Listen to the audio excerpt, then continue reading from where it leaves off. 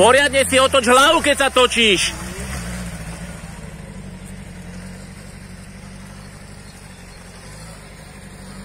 Keď sa ti zdá, že si to pridalo, alebo ťa to koplo, tak si pribrzdí. Tou zadnou brzdou.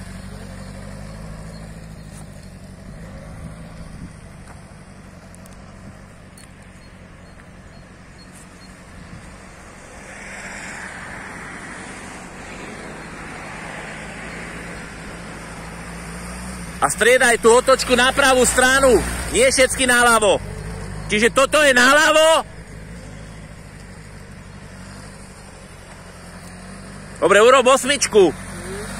Čiže ľavá, pravá, potom.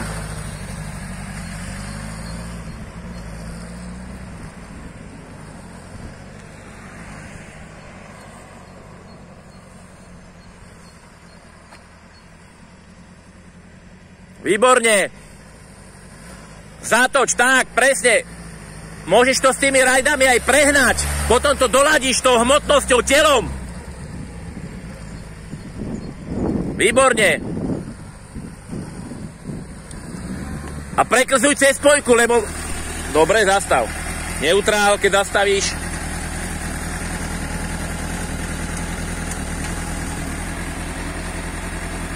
Áno, výborne. Ako keby tá rýchlosť tam bola, lebo nikdy nevieš, či tam je.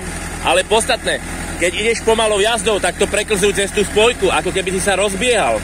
Tak aj furt drží ma trošku tak iba pohodlí. Musíš pracovať, lebo potom tá motorka ti kope pri tej nízkej rýchlosti. Lebo už je podotačí. Musíš ja cítim už to. Podstatné rýchlosť, ale pri tej pomalej jazde tá motorka ti kope.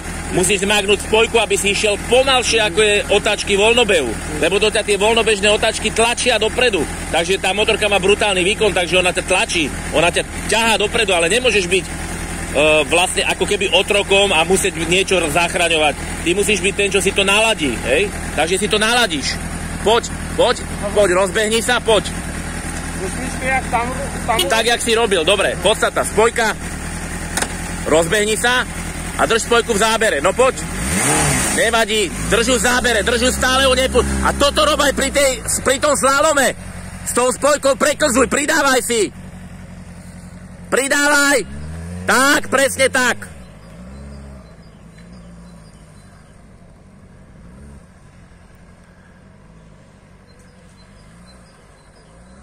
Presne tak.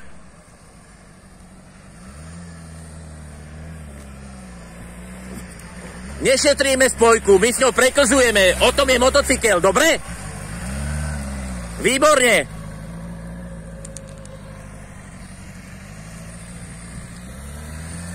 A teraz 8 ešte urobíš a dotočíš druhé kolečko, ale to potom, keď sa naučíš preklzovať so spojkou, s plynom.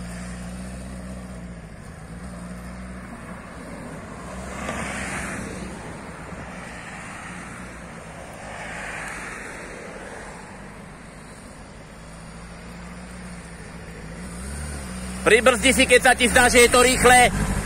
A preklzuj. Výborne, vôbec nešetríme spojku. Jej sa vôbec nič nestane.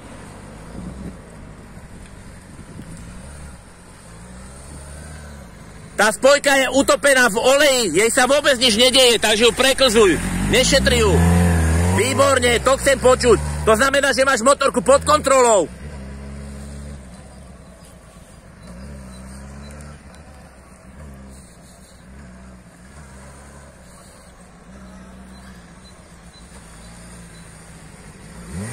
Zastav, hneď zastav, okamžite, teraz hneď zastav, výborne, neutrál. Chápeš? Takže zadná brzda zaflekuješ, nemusíš sa báť žiadneho ničoho, žiaden šmík na zadné koleso pri tejto rýchlosti ti nehrozí. Výborne, dobre, tak musíš v tom pokračovať, dobre?